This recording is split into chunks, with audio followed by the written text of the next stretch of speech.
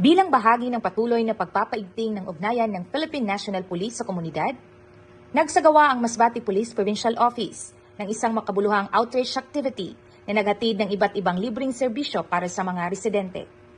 Tampok sa outreach activity ang masiglang pagtatanghal ng Masbate PPO Rodeo Caps Band na nagbigay ng kasiyahan at inspirasyon sa mga dumalo sa pamamagitan ng kanilang mga awitin.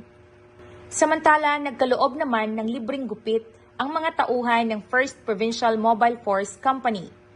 Bilang bahagi rin ng programa, namahagi ang Masbate City Police Station ng libreng lugaw na nagsilbing simpleng handog ng pagmamalasakit at pagkalinga sa mga mamamayang nakiisa sa aktibidad.